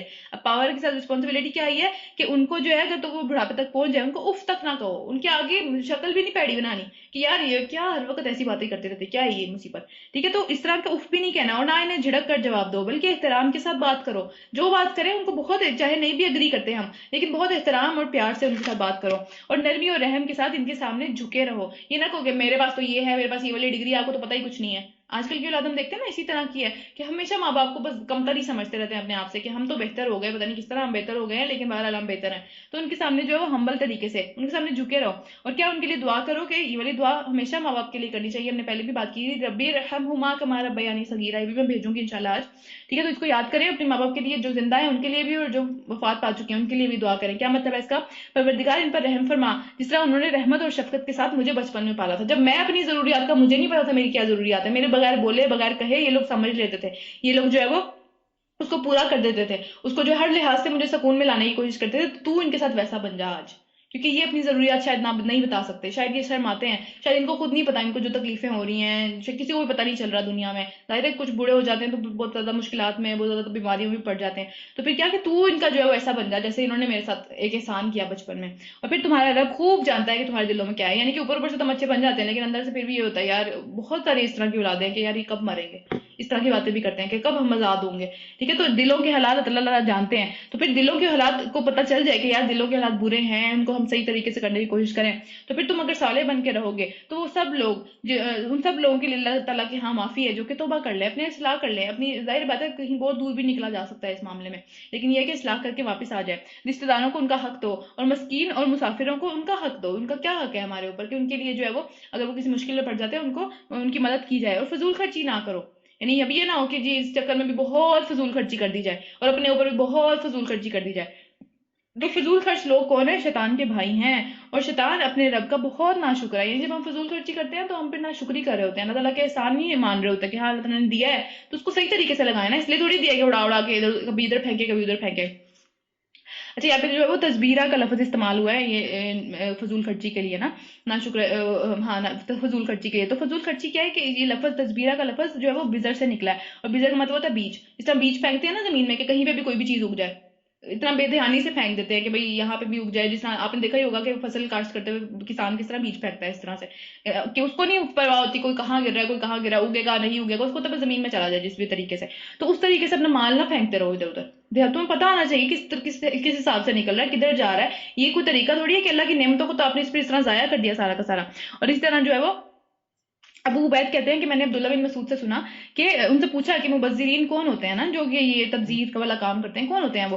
تو انہوں نے بتایا کہ وہ لوگ ہوتے ہیں جو اپنا مال ناحق خرچ کرتے ہیں، جہاں پہ حق نہیں بنتا تھا. بس ٹھیک ہے اتنا حق بنتا ہے، نیسیسٹیز کے اوپر حق بنتا ہے، لیکن خواہشات کے اندر بھی آپ کریں اس کو خرچ، لیکن اتنا آگے چلے جانا کہ اس کے اوپر لاکھوں کروڑوں آپ نے لگا دیے اس چیز کے اوپر، یا کئی ہزاروں لگا دیے، جو کہ ایک چھوٹی سی چیز تھی جو کہ ہزار بھی کئی ہزاروں کا اس کی ورتھ نہیں تھی، لیکن اس کے اوپر کئی ہزار لگا دیے، تو وہ ناحق ہو گیا. اسی طرح جو ہے وہ ایک اور حدیث سے ہمیں پتہ چلتا ہے کہ نبی صلی اللہ علیہ وسلم نے فرمایا کہ بے شک اللہ تمہارے لیے 3 چیزوں کو پسند نہیں کرتا. کون سی؟ پہلی نمبر پہ کون سی چیز ہے کہ ایک یہ کہ آپ جو ادھر ادھر کی باتیں کرتے رہیں، ادھر کی بات ادھر، اس نے یہ کہا اس نے وہ کہا، میں نے تو یہ کہا اس نے یہ کہا، اس نے ادھر کی بات ادھر کر دی، اس طرح کے معاملات. پھر دوسرا نمبر پہ کیا ہے کہ مال کو ضائع کرنا، اور تیسرے نمبر پہ کیا ہے بکثرت سوال کرنا. یعنی اتنا بھی آپ سوال نہ کریں کہ ایک بندہ زچ ہو جائے، ٹھیک ہے، اور آپ اپنے آپ کو مشکل میں ڈال لیں. تو یہ تینوں چیزیں اللہ تعالیٰ نے ہمارے لیے پسند نہیں کی ہیں، تو ان سے بچ کے رہنا چاہیے. اچھا اس کے بعد آگے چلتے ہیں کہ اگر ان سے یعنی کہ حاجت مندوں اور مسکینوں اور مسافروں سے تمہیں کترانا ہو، یعنی کہ تمہارے پاس نہیں ہے کچھ دینے کو، تم خود بھی جو ہے وہ اس طرح کی حالت میں ہو کہ نہیں ہے کچھ دینے کو، تو ابھی تمہارے پاس نہیں ہے، تم خود بھی امید رکھتے ہو کہ اللہ تعالیٰ تمہیں دے گا تو تم دو گے، لیکن ابھی تمہارے پاس نہیں ہے وہ چیز، تو انہیں نرم جواب دو. یہ نہ ہو کہ روز مانگنے آ جاتے ہو، کیا تکلیف ہے تم لوگوں کو، لگتا ہے میں نے یہاں پہ باغ اگائے ہیں پھر جو ہے وہ پیسے جو ہے وہ درختوں میں لگتے ہیں تمہیں لگتا ہے، اور یہ سارے اس طرح کی چیزیں بڑی کامن ہے ہمارے سوسائٹی کے اندر، ہمارے اندر بھی. تو نہ اپنے ہاتھ جو ہے وہ گردن سے باندھ لو اور نہ ہی سے بالکل کھلا چھوڑ دو کہ ملامت زدہ اور عاجز بن کے رہ جاؤ. یعنی کہ گردن سے ہاتھ باندھنے کا مطلب ہے کہ اتنے کنجوس بھی نہ ہو جاؤ کہ بس جو ہے وہ ہاتھ کھلا ہے ہی نہیں بالکل بھی، اور نہ اتنے کھلے ہو جاؤ کہ بس اس طرح اڑاتے پھرو. یعنی درمیانہ راستہ ہونا چاہیے ہمیشہ. اور پھر تیرا رب جس سے بھی چاہتا ہے اس کا رزق بہت کچھ ادا کر دیتا ہے، اور جس کے لیے چاہتا ہے تنگ کر دیتا ہے. تو رزق ہمیشہ اللہ سے مانگنا چاہیے، اور اپنے بندوں کے حال سے باخبر ہے اور انہیں دیکھ رہا ہے. رکو نمبر 4 شروع کرتے ہیں. اپنی اولاد کو دیکھیں، پہلے آئے ماں باپ کا حق آیا، اب یہاں پہ اولاد کا حق آ رہا ہے کہ اپنی اولاد کو غریبی کے خدشے سے قتل نہ کرو. اولاد کو قتل کرنا اس کی زندگی جو ہے وہ پہلا حق ہے اس کا، ٹھیک ہے. سب سے پہلا حق تو خیر یہ ہے کہ جب اس کو کنسیو کیا جائے، جب اس کے لیے کنسیو کرنے کا معاملہ کیا جا رہا ہو تو پھر اس کو جو ہے وہ اس کے لیے دعا پڑھی جائے. جو دعا ہوتی ہے آپس میں، جو میاں بیوی آپس میں ملیں تو اس وقت جو دعا کی جاتی ہے وہ اولاد کا پہلا حق ہے ماں باپ کے اوپر.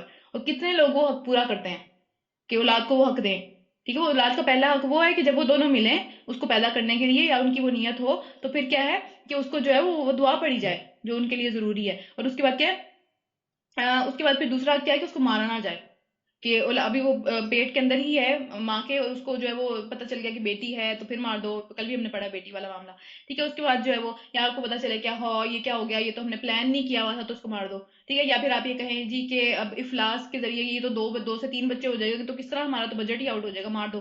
ٹھیک ہے. تو یہ ساری چیزیں اللہ تعالیٰ نے ہمیں اس کی اجازت نہیں دی ہے. یہ اولاد کا حق ہے کہ اس کا پہلا حق کیا ہے کہ زندگی اس کو اللہ نے دی ہے, آپ کو آپ کے تھرو دے رہا ہے اللہ تعالیٰ, لیکن یہ مطلب نہیں ہے کہ آپ اس کی جو زندگی لے لیں گے تو کوئی مسئلہ نہیں ہے. یہ گناہ کبیرہ میں سے آئی ہے اور مرڈر کے سینس میں ہی آتا ہے. تو ہم انہیں بھی جو ہے وہ رزق دیں گے اور تمہیں بھی رزق دیں گے. تمہیں کیا مسئلہ ہے, تمہیں نہیں دے رہے تھے رزق. اور پھر در حقیقت ان کی خطا, ان کو قتل کرنا ایک بہت بڑا گناہ ہے. اور پھر اس کے ساتھ ہی اللہ نے ذکر کیا کہ زنا کے قریب بھی نہ پھٹکو. ٹھیک ہے, تو زنا کے قریب بھی نہ پھٹکو. اور پھر یہ دیکھیں دونوں چیزیں بڑی انٹر لنکڈ ہیں. یہ جو امریکہ میں آج جو سین چل رہا ہے کہ بھئی جو اللیجیٹیمیٹ چائلڈ ہوتے ہیں, جو کہ ظاہر شادی کے بندھن سے باہر ہوتے ہیں, وہ تو ان کو جو ہے وہ قتل کرنا بڑا آسان ہے. ان کو قتل کرنا بہت آسان ہے. ایک رول بھی پاس کرنے کی کوشش وہ لوگ کر رہے ہیں کہ کسی طریقے سے جو ہے وہ اس طرح کے سارے آسان ہو جائے ان کے لیے یہ سارا کام. تو دونوں چیزیں انٹر لنکڈ ہیں. دونوں چیزیں جو ہے وہ حلال طریقے سے بچے کو آنا چاہیے دنیا کے اندر, پہلی بات تو یہ. لیکن اگر حلال طریقے سے نہیں بھی آ رہا تو بھی اس کو قتل کرنا, ایک گناہ کے بعد اگلا گناہ نہیں کرنا چاہیے. تو پھر کیا ہے, زنا کے قریب بھی نہ پھٹکو. یہ بہت ہی برا فعل ہے اور بہت ہی برا راستہ ہے. اور کسی ایسے شخص کو قتل نہ کرو جسے اللہ نے حرام کیا. ہر انسان کی جان, ہر مسلمان کی جان, ہر مسلمان کی 3 چیزیں دوسرے پہ حرام ہے. کون کون سی؟ اس کی جان, ایک اس کی عزت, اور ایک اس کا مال. تینوں چیزیں دوسرے پہ حرام ہے. اس کی مرضی کے بغیر, اس کی اجازت کے بغیر مال ہم یوز نہیں کر سکتے. اس کی عزت کا مطلب ہے کہ اس کی عزت کی دھجیاں اڑانا, اس کے اوپر جھوٹے الزامات لگانا, یہ حرام ہے. تیسری چیز کیا ہے کہ اس کو قتل کرنا, اس کا خون دوسرے پہ حرام ہے, نہیں کیا جا سکتا یہ کام. اور پھر جسے اللہ تعالیٰ نے حرام کیا مگر حق کے ساتھ, یعنی ہو سکتا ہے کہ قصاص کا معاملہ ہو کہ بھئی جان کے بدلے جان دینی ہے, تو وہ والا معاملہ کیا جا سکتا ہے. یا پھر جنگ کے اندر جائے گا, جنگ میں اگر کوئی آ گیا تو پھر تو وہ معاملہ ہوگا. اور جو شخص مظلومانہ قتل کیا گیا ہو اور اس کے ولی کو ہم نے قصاص کے مطالبے کا حق عطا کیا, یعنی اس کا ولی جو ہوگا یا تو وہ قصاص لے لے گا کہ جان کے بدلے جان, یا پھر وہ جو ہے وہ خون بہا کا معاملہ کرے گا کہ ٹھیک ہے تم مجھے تیرے پیسے دے دو, میں تمہاری جان بخش دوں گا. اور اللہ تعالیٰ نے وہ حق دیا ہوا ہے. بس چاہیے کہ وہ قتل میں حد سے نہ گزرے, یعنی کہ اگر وہ قصاص بھی کر رہا ہے تو ایسا نہ ہو کہ اس کا دماغ میں قصاص ہو اور وہ ایک کے بدلے 4 لوگوں کی جانیں لے لے کہ بھئی اس نے میرے اس کو مارا, میں 4 کو ماروں گا. یہ نہیں, ٹھیک ہے, برابر فیصلہ. تو اس کی مدد کی جائے گی. مال یتیم, یعنی یتیم کا جو مال ہے اس کے پاس نہ پھٹکو, اس میں سے کچھ لینے کی کوشش نہ کرو کہ جیسے بھائی مر گیا, اس کی اولاد یتیم ہو گئی تو اب سارے کے سارے بزنس کے اوپر یا جو بھی معاملہ ہے اس کے اوپر قبضہ کرنے کی کوشش کرو, مگر اچھے طریقے سے. یعنی کہ جو بھی بہترین طریقہ ہو سکتا ہے اس کو جو آپ کسی بزنس میں لگا رہے ہیں, ہم بہت ڈیٹیل میں پیچھے پڑھ چکے ہیں. سورہ نساء کے اندر تھا, سورہ بقرہ کے اندر تھا, بہت زیادہ یہ پڑھ چکے ہوئے ہیں ہم سارا کچھ. پھر کیا ہے کہ یہاں تک کہ وہ اپنی جوانی کو پہنچ جائے. عہد کی پابندی کرو. وعدے ایسے منہ پھاڑ پھاڑ کے وعدے نہیں کرنے چاہیے جن کو ہم پورا نہیں کر سکتے. وعدوں کے بارے میں پوچھنا ہے اللہ تعالیٰ نے, تو بے شک عہد کے بارے میں تم کو جواب دہی کرنی ہوگی. پیمانے سے تولو تو بھر کر دو, اور ٹھیک ٹھیک تولو ترازو سے بھی, یعنی کہ لین دین میں جو کمیاں کرنے کی, کہیں سے ڈنڈی مارنے کی کوشش کرنا, کوالٹی گرا دینا, کوانٹٹی تو پوری رکھنا, کوالٹی گرا دینا, یا پھر کوالٹی صحیح کر کے کوانٹٹی گرا دینا, یہ سارے معاملات میں اللہ تعالیٰ نے پوچھنا ہے. اور پھر یہ اچھا طریقہ ہے, انجام کے لحاظ سے یہی بہتر ہے. کسی ایسی چیز کے پیچھے نہ لگو جس کا تمہیں علم نہ ہو, یعنی کہ ایسا دماغ میں کوئی خیال آ گیا, کوئی گفتگو کے بارے میں ایسا بات آ گئی کہ جس میں جو ہے وہ کسی نے مجھ سے پوچھا اور میں نے اس کو کہہ دیا ہاں مجھے پتا ہے لیکن مجھے پتا نہیں ہے, یا پھر جو ہے کسی نے مجھے کہا کہ تم نے سنی تھی یہ بات, اس نے واقعی یہ بات کہی تھی, اور میں نے کہہ دیا ہاں کہی تھی اس نے, لیکن میں نے سنا نہیں اس کو یہ کرتے ہوئے. تو ایسی کسی بھی چیز کو آگے پروموٹ نہیں کرنا چاہیے, اپنے تک رکھے. اس کو نہیں پتا تو پھر اس کو جو پیچھے ہٹ جائے. اسے قتادہ کہتے ہیں کہ اس آیت کا جو مطلب ہے وہ یہ ہے کہ یہ نہ کہو کہ تم نے دیکھا حالانکہ تم نے نہیں دیکھا, اس چیز کو نہیں دیکھا, تمہارے دماغ میں خیال آیا, تم نے بھی کسی سے سنی اور آگے کہہ دیا ہاں میں نے سنی ہے, میں نے دیکھا ہے. تو پھر یہ نہ کہو کہ میں نے سنا اور حالانکہ تم نے نہ سنا, اور یہ نہ کہو کہ مجھے علم ہے, مجھے پتا ہے, ہاں اس بات کا مجھے پتا ہے, یہ تو بڑی عام سی بات ہے. تو پھر جبکہ تمہیں اس کا علم نہ ہو, تو یہ آیت کا یہ مطلب ہے یقیناً آنکھ کان اور دل سب کی باس پرس ہونی ہے. وہ خود بیان کرنا شروع ہو جائیں گے کہ میں نے یہ چیز نہیں دیکھی تھی, اس نے جھوٹ بولا تھا, یہ خود آنکھیں بیان کرنا شروع ہو جائیں گی. تب کیا کریں گے؟ صرف یہاں پہ 2 منٹ کی جو ہے وہ دھونس جمانے کے لیے, 2 منٹ کے لیے امپریشن جمانے کے لیے ہم اتنے جھوٹ بولتے ہیں نا, تو وہ سارے جو ہے وہ کھڑے ہو جائیں گے سامنے. پھر زمین پر اکڑ کر نہ چلو, تم نہ زمین کو پھاڑ سکتے ہو نہ پہاڑوں کی بلندی تک پہنچ سکتے ہو, اپنی اوقات میں رہیں. مطلب اللہ تعالیٰ نے کیا ایک واضح لفظوں میں جو ایک بہت, ہم تو ڈیگریڈنگ سینس میں کہتے ہیں اپنی اوقات میں رہیں, لیکن بات یہ ہے کہ ہماری اوقات کیا ہے کہ نہ ہم زمین کو پھاڑ سکتے ہیں نہ ہم پہاڑوں سے اوپر چڑھ سکتے ہیں. ایک چھوٹی سی ہماری جو ہے وہ زندگی ہے اور اس کے اندر بھی ہم کمزور ہیں, لیکن ہم کس طرح اکڑ کے چلتے ہیں زمین کے اوپر.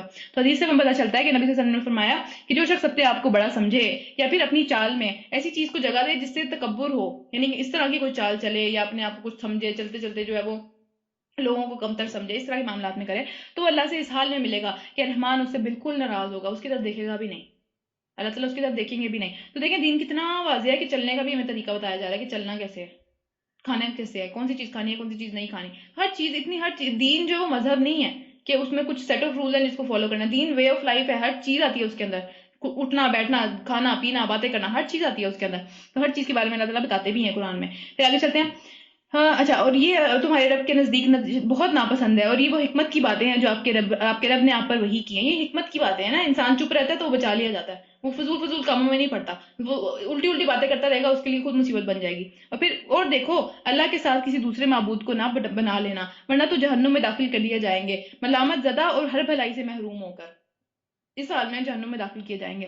اور کہا تمہارے رب نے اور مطلب کیا تمہارے رب نے تمہارے لیے تو بیٹوں کو دیا، تم اپنے لیے تو بیٹے پسند کرتے ہو، اور اللہ نے اپنے لیے خود بیٹیاں بنا لی، یعنی جو ملائکہ کو، جو فرشتوں کو یہ لوگ کہتے تھے کہ اللہ کی بیٹیاں ہیں، تو اللہ تعالیٰ اس کا جواب دے رہے ہیں۔ تو بڑی جھوٹی بات ہے جو تمہاری زبانوں سے نکلتی ہے۔ رکو نمبر 5، ہم نے اس قرآن میں طرح طرح کے طریقوں سے لوگوں کو سمجھایا کہ کسی طریقے سے ہوش میں آ جائیں، مگر وہ حق سے اور ہی زیادہ دور بھاگنے لگے، یعنی انہوں نے کہا ہم تو سنیں گے ہی نہیں، بس یہ بات تو ہم نے سننی ہی نہیں ہے۔ تو پھر اے نبی صلی اللہ علیہ وسلم ان سے کہو کہ اگر اللہ کے ساتھ دوسرے بھی خدا ہوتے، جیسا کہ یہ لوگ کہتے ہیں کہ بہت سارے خدا ہیں، تو وہ جو ہے وہ لازمی اس طرح کا معاملہ ہوتا کہ وہ اللہ کے مقام کو پہنچنے کی کوشش کرتے ہیں۔ ظاہر بات ہے کہ پاور کی جنگ ہوتی ہے نا، پھر ظاہری بات ہے، ابھی آج بھی پوری دنیا میں یہی چل رہا ہے کہ بھئی یہاں سے ادھر سے پاور مل جائے، ادھر سے یہ چیز مل جائے، ادھر سے وہ چیز مل جائے، جو طاقتور ہے وہ نیچے والے کو دبانے کی کوشش کرتا ہے۔ تو اللہ تعالیٰ کہہ رہے ہیں کہ ایسا ہو نہیں سکتا تھا کہ جو کائنات کا نظام ہے یہ اتنا اسموتھلی چلتا رہتا ہے اگر دو خدا ہوتے، کیونکہ وہ لڑتے ہی رہتے ہیں آپس میں، کبھی اس کو مسئلہ پڑ جاتا، کبھی اس کو رول سے مسئلہ پڑ جاتا۔ دو میاں بیوی یا دو جو ٹوینز ہوتے ہیں وہ بھی ایک بات پہ اگری نہیں کرتے ہمیشہ، حالانکہ ایک ہی سارے گھر کے ماحول بھی سیم ہوتا ہے، ایک ہی طرح کی انہوں نے ماں کی جو پیٹ ہے اس کو بھی شیئر کیا ہوا ہوتا ہے، لیکن اسٹل ڈفرینٹ ہوتے ہیں۔ تو یہ کس طرح پاسبل ہے کہ پورا نظام جو ہے وہ ایک ہی طرح چلتا چلا جا رہا ہے، اور ان کا دعویٰ ہے کہ زیادہ خدا ہے؟ کیسے ہو سکتا ہے یہ؟ اور پھر پاک ہے وہ، اور وہ بہت بالا تر ہے ان ساری باتوں سے جو یہ لوگ کہہ رہے ہیں۔ اس کی پاکی تو ساتوں آسمان، زمین اور ہر چیز اس کی تسبیح بیان کر رہی ہے، صرف انسان ہی نہیں کر رہا، اور جنات اپنی مرضی سے کرنی ہوتی ہے نا، باقی تو ہر چیز اللہ کی تسبیح بیان کر رہی ہے۔ کوئی ایسی چیز نہیں ہے جو اس کی حمد کے ساتھ اس کی تسبیح نہ کری ہو، مگر تم تسبیح ان کی سمجھتے نہیں ہو، وہ کس طریقے سے کرے۔ ہم نے کل بھی پڑھا تھا نا کہ جو سایہ ہوتا ہے انسان کا یا پھر کسی بھی چیز کا، وہ دائیں اور بائیں اللہ کے سامنے سجدے میں جھکتا ہے، وہ بھی تسبیح بیان کر رہا ہوتا ہے، اپنے سائے صرف اپنے ہونے سے، اپنے زمین پہ گرنے سے وہ سجدہ کر رہا ہوتا ہے، وہ تسبیح بیان کر رہا ہوتا ہے۔ لیکن ہم سمجھتے نہیں ہیں نا، ہمیں آئیڈیا نہیں ہے، کیونکہ وہ ہر بندے کی کیا زبان ہے، پرندے کس طرح بولتے ہیں، کیا کہہ رہے ہیں، ہمیں سمجھ نہیں آتا۔ حقیقت یہ ہے کہ وہ بڑا ہی بردبار اور درگزر کرنے والا ہے۔ تو پوری دنیا کی کائنات میں ہر چیز جو ہے وہ اللہ کا ذکر کر رہی ہے، اگر ہم نہیں کریں گے ہمیں کیا شک ہے، ہمیں کیا یہ خوش فہمی ہے کہ ہم پھر بھی اللہ کے سب سے قریب ہیں؟ ہم نہیں کر رہے وہ کام جو کہ ہر چیز کر رہی ہے، اتنا چھوٹا سا کام ہے کہ ہر چیز کرتی چلی جا رہی ہے، لیکن ہم نہیں کر رہے وہ۔ اور پھر اسی طرح عبداللہ بن مسعود کہتے ہیں کہ ہم کھانا کھاتے وقت جو ہے وہ نبی صلی اللہ علیہ وسلم کا ایک معجزہ تھا یہ کہ کیا کھانا کھاتے وقت جو ہے وہ نبی صلی اللہ علیہ وسلم ہمیں کھانے کی تسبیح سناتے تھے کہ وہ کس طرح تسبیح کر رہا ہے۔ ظاہر ہے اللہ تعالیٰ کا یہ بہت بڑا معجزہ ہوگا کہ کس طریقے سے اللہ تعالیٰ نے ان کو سنائی وہ چیز، لیکن اس کا طریقہ الگ تھا، وہ کھانا بھی تسبیح کر رہا تھا پلیٹ میں پڑا ہوا۔ پھر اس کے علاوہ انہوں نے ہمیں بتایا کہ ایک دفعہ نبی صلی اللہ علیہ وسلم نے کنکریاں اٹھائی زمین پہ سے، چھوٹے چھوٹے پتھر اٹھائے، اور ان کی آواز کے کس طریقے سے وہ اللہ کی تسبیح بیان کرے وہ ہمیں سنائی۔ یعنی کتنی بڑی بات ہے کہ ہر چیز دنیا میں اللہ کی تسبیح بیان کر رہی ہے، اور صرف انسان ہی نہیں کرا۔ اور پھر تم جب قرآن پڑھتے ہو تو تمہارے اور آخرت پر ایمان نہ لانے والوں کے درمیان میں ایک پردہ حائل کر دیتے ہیں، یعنی ایک ہی چیز سنتے ہیں لیکن اثر ڈفرینٹ ہوتا ہے دونوں پہ، اور ان کے دلوں پر ایسا غلاف چڑھا دیتے ہیں کہ کچھ نہیں سمجھتے، بس اس کے اندر سے جو ہے وہ اور زیادہ الٹی الٹی باتیں کرتے ہیں، اور ان کے کانوں کے اندر مہر لگا دیتے ہیں، اور جب تم قرآن میں اپنے رب کا ذکر کرتے ہو تو وہ ان سے نفرت سے منہ موڑ لیتے ہیں کہ ایک رب کا ذکر نہیں ہے، ہمارے خدا کہاں ہے قرآن کے اندر، ہمارے خداؤں کو بھی لے کے آؤ۔ ہمیں معلوم ہے کہ جب وہ کان لگا کر تمہاری باتیں سنتے ہیں تو دراصل کیا سن رہے ہوتے ہیں، دراصل وہ یہ چیز ڈھونڈ رہے ہوتے ہیں کہ بھئی اس میں سے کوئی ہمیں پوائنٹ نکلے تو ہم جو ہے وہ اس کا توڑ نکالیں، اس کو جو ہے وہ اسی طریقے سے اس کے اوپر اٹیک کریں۔ اور پھر جب آپس میں باہم سرگوشیاں کرتے ہیں تو کیا کرتے ہیں، کیا باتیں کر رہے ہوتے ہیں وہاں پہ، کیا پلاننگز کر رہے ہوتے ہیں، اللہ کو پتہ ہے۔ اور یہ ظالم آپس میں کہتے ہیں کہ یہ تو ایک جادو ہوا ہوا اس آدمی کے اوپر جو یہ باتیں کرتے ہیں، یعنی نبی صلی اللہ علیہ وسلم کے بارے میں نعوذ باللہ ایسی باتیں کرتے تھے کہ جادو میں اس طرح کی باتیں بولتے ہیں یہ جو یہ باتیں کر رہے ہیں۔ اور پھر جس کے پیچھے تم لوگ جا رہے ہو، یعنی جو فالوورز تھے ان کو بھی کہتے تھے کہ تم جو ہے وہ ایک جادو کرنے والے آدمی یا جس کے اوپر خود جادو ہوا ہے اس کے پیچھے جا رہے ہو، وہ تو اس کو خود نہیں پتا وہ کیا باتیں بولتا رہتا ہے، نعوذ باللہ۔ تو دیکھو کیسی باتیں ہیں جو یہ لوگ تمہارے اوپر کرتے ہیں، یہ بھٹک گئے ہیں، انہیں راستہ مل ہی نہیں رہا، ان کو کوئی سمجھ ہی نہیں آ رہی کریں کیا۔ اور پھر وہ کہتے ہیں کہ جب ہم صرف ہڈیاں اور خاک ہو کر رہ جائیں گے تو کیا ہم نئے سرے سے پیدا کیے جائیں گے؟ یعنی ان میں سے جو کچھ لوگ اس طرح کے بھی تھے جو کہ آخرت کا یقین نہیں رکھتے تھے۔ پھر ان کے بارے مکہ کی بات ہو رہی ہے، مکی صورت ہے۔ اور پھر ان سے کہو کہ پھر یا تو تم پتھر ہو جاؤ یا پھر لوہا ہو جاؤ یا اس سے بھی کوئی سخت چیز، چاہے تم اس طرح کی کوئی چیز ہو، اس سے بھی اللہ تعالیٰ واپس انسانوں کی شکل میں کھڑا کر دے گا، اس کے لیے مشکل کام نہیں ہے۔ پھر اللہ تعالیٰ جو ہے دوبارہ پیدا کر دے گا اور پھر تم ویسے ہی کھڑے ہو جاؤ گے، اور پھر وہ ضرور پوچھیں گے یہ کون ہے وہ جو ہمیں دوبارہ اس طرح دوبارہ پلٹائے گا زندگی کی طرف جب ہم مر جائیں گے، کون ہے، کس کی بات کر رہے ہو، کون سا خدا ہے وہ؟ اور پھر جواب میں کہو کہ وہی ہے جس نے تمہیں پہلی دفعہ پیدا کیا تھا، یہ تمہارے بتوں نے نہ تمہیں پہلی دفعہ پیدا کیا نہ یہ دوسری دفعہ پیدا کریں گے۔ اور سر ہلا ہلا کر پوچھیں گے کہ اچھا تو پھر یہ بتاؤ کب ہوگا وہ، یعنی ایک سے بڑھ کے ایک، کوئی بات نہیں مانیں گے، اگلی باتیں لے کے آتے رہیں گے. تو تم کہو کیا عجب ہی کہ وہ وقت قریب ہی آ لگا ہو، مجھے کیا پتا، ہے تو اللہ تعالیٰ کو پتا ہے. تو جس روز وہ تمہیں پکارے گا تم اس کی حمد کرتے ہوئے اس کے پکار میں جواب میں نکل آؤ گے، قبروں سے کھڑے ہوتے ہوئے تب اسی کی حمد کرو گے. دنیا میں تو نہیں کرتے نا، دنیا میں اس کو ماننے سے بھی انکار ہے بہت سارے لوگوں کا جو ایتھیسٹ ہیں، کہ نہیں مانتے کہ کوئی رب ہے، نہیں مانتے کہ کوئی خدا ہے. تو پھر وہاں پہ تو سب کچھ کرنے کے لیے تیار ہو جائیں گے. اور تمہارا گمان اس وقت یہ ہوگا کہ ہم بہت تھوڑی ہی دیر جو ہے وہ دنیا کی حالت میں رہے ہیں. ان دنیا کی جو حیثیت ہے، دنیا کی جو سمجھ لیں کہ حیثیت ہے، وہ اتنی سی ہے کہ پوری زندگی ہم کتنی کوششیں کرتے ہیں، کتنا معاملات کرنے کی کوشش کرتے ہیں، مشقت کرتے ہیں، ہر چیز کرتے ہیں. وہاں پہ جا کے وہاں کھڑے ہو کے یہ سوچیں گے کہ یار یہ تو بس لگ رہا ہے کچھ لمحے ہی رہ کے آئے ہیں. تو کچھ لمحوں میں جو ہے وہ اتنا گناہ کما لیا، اتنی مصیبتیں اکٹھی کر لی کہ وہ ہمیشہ کی زندگی جو ہے وہ تباہ کر لی. یہ تو کوئی نقصان کی بات ہے، یہ تو کوئی فائدے کا سودا نہیں ہے. تو عقل مند آدمی جو ہے وہ دنیا میں ہی سیکھ لیتا ہے اس چیز کو. پھر رکو نمبر 6 شروع کرتے ہیں. اور اے نبی صلی اللہ علیہ وسلم، میرے بندوں کو کہہ دو کہ وہ زبان سے وہ بات نکالا کریں جو کہ بہترین ہے. یعنی اللہ تعالیٰ نے سب سے کتنے پیار سے اللہ تعالیٰ نے یہ بات کی کہ میرے بندے ہیں تو میرے ہی ہیں سارے، لیکن میرے وہ ہوں گے جو کہ یہ بات کریں گے کہ اچھی بات نکالا کریں منہ سے. تانے دینا، فضول قسم کی باتیں کرنا، الٹی الٹی باتیں کرنا، ایک ادھر کی بات ادھر کرنا، یہ ساری چیزیں اچھی چیزیں نہیں ہیں. پاکیزہ گفتگو کرنی چاہیے. پھر حدیث میں پتہ چلتا ہے کہ نبی صلی اللہ علیہ وسلم نے فرمایا کہ بے شک سلام عام کرنا اور اچھی بات کرنا ایسے اعمال ہیں، عمدہ گفتگو کرنا ایسے اعمال ہیں کہ جو کہ بخشش کو واجب کر دیتے ہیں ایک انسان کے اوپر. کتنا مشکل کام ہے نا. اچھا اخلاق رکھنا، اچھی بات کرنا، سلام کو عام کرنا. سلام کو عام کرنے کا کیا مطلب ہے کہ رشتہ داری کو کاٹا نہ جائے، سلام کیا جائے. دوسروں سے جب ہم سلام کرتے ہیں، کانٹیکٹ میں رہتے ہیں، تو پھر اچھے اچھے رشتے پروان چڑھتے ہیں. ورنہ پھر ہمیں یہی ہوتا ہے ہم اور ڈیلے کرتے جاتے ہیں، اور وہ تو کہہ دے گا کہ یہ یاد آ گیا، اور وہ یہی کہتے ہیں واقعی ہم کہ یاد آ گیا، میری یاد آ گئی. تو یہ معاملہ پھر لمبا کھنچتا جاتا ہے. پھر دوسری حدیث میں پتہ چلتا ہے کہ رسول اللہ صلی اللہ علیہ وسلم سے پوچھا گیا کہ کون سی چیزیں جنت میں لے کے جائیں گی. تو نبی صلی اللہ علیہ وسلم نے بتایا کہ عمدہ کلام، اچھی بات، اور کھانا کھلانا دوسروں کو. یہ دونوں چیزوں کو تم اپنے اوپر کمپلسری کر لو، لازم کر لو، تو یہ تمہیں جنت میں لے جائیں گی. اللہ کرے لے جائیں واقعی میں. اور پھر اس کے بعد کیا ہے کہ مطلب لے کے تو جائیں گے، ہم چلے جائیں اس چیز کو اپنانے کے بعد. اور پھر کیا ہے کہ اے نبی صلی اللہ علیہ وسلم، میرے بندوں کو کہہ دو کہ زبان سے وہ بات نکالا کریں جو کہ بہترین ہو. دراصل یہ شیطان ہے جو انسانوں کے درمیان میں فساد ڈالنے کی کوشش کرتا ہے. ہمارے دل میں خیال آتا ہے نا، اس کو تو آج میں ایسا جواب دوں کہ اس کا منہ ہی بند ہو جائے، آئندہ کبھی جو ہے وہ کچھ کہنے کے قابل نہ رہے مجھے. تو یہ کون ڈال رہا ہوتا ہے؟ شیطان. اور پھر حقیقت یہ ہے کہ شیطان انسان کا کھلا دشمن ہے. وہ کسی بھی طریقے سے یہ کوشش کرتا ہے کہ انسان جو ہے وہ کسی طرح چین میں نہ رہے، کسی طریقے سے وہ دور نکل جائے.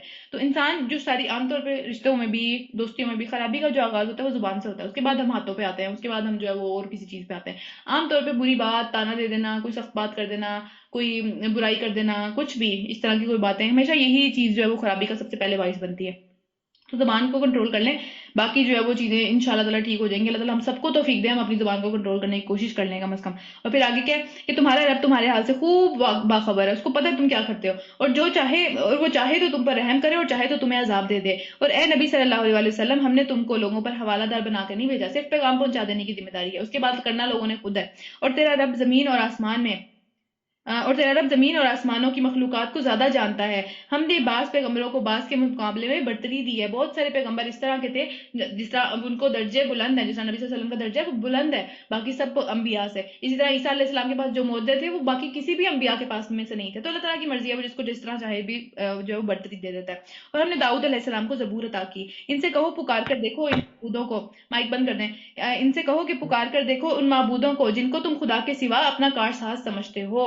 وہ کسی کی تکلیف کو ہٹا نہیں سکتے، کوئی تکلیف تمہارے اوپر ہے وہ ہٹا نہیں سکیں گے تمہارے اوپر سے. اور جن کو یہ لوگ پکارتے ہیں وہ تو خود اپنے رب کے حضور جو ہے وہ وسیلہ تلاش کرنے کے چکروں میں ہے. اور وہ یہ کوشش کر رہے ہیں کسی طریقے سے اپنے رب کے قریب ہو جائے، اور وہ اس کی رحمت کے امیدوار ہیں اور عذاب سے ڈرتے ہیں اللہ تعالیٰ کے. جس بھی چیز کو پکارے ہیں دنیا میں ان کا تو اپنا یہ حال ہے. اور پھر حقیقت یہ ہے کہ تیرے رب کا عذاب ہے اس قابل کہ اس سے ڈرا جائے. تو یعنی کہ یہاں پہ جو بات ہو رہی ہے، اہل عرب میں سے کچھ لوگ تھے وہ جنوں کو پوچھتے تھے کہ جنوں کو اللہ تعالیٰ نے اتنی طاقتیں دی ہوئی ہیں، تو ان کو پوچھتے تھے کہ شاید یہ اللہ کے ہاں جو ہے وہ ہماری سفارش کر دیں گے، اتنے طاقتور ہیں، سب کام کر سکتے ہیں، جو ہم نہیں کر سکتے یہ وہ بھی کر سکتے ہیں. تو کیا ہوا کہ وہ ان میں سے جنوں میں سے کچھ جو جن تھے وہ ایمان لے آئے، اللہ تعالیٰ کے نبی پہ ایمان لے آئے. تو پھر ظاہری بات ہے پھر ان کا بھی یہ طریقہ بن گیا کہ وہ اللہ کے حضور قریب ہونے کی کوشش کر رہے تھے، اللہ کی رحمت کے امیدوار تھے، اس کے عذاب سے ڈرتے تھے وہی جن. تو ان کی یہاں پہ بات ہو رہی ہے. اور اس کے علاوہ بھی اگر ہم آج کے حساب سے دیکھیں تو جس کو بھی ہم کوشش کرتے ہیں وہ تو خود اللہ کے قریب ہونے کی کوشش کر رہے ہیں، یا پھر نہیں بھی کوشش کر رہا تو اللہ سے بچانے کے لیے قیامت والے دن تو قریب ہونے کی کوشش کرے گا کسی نہ کسی طریقے سے.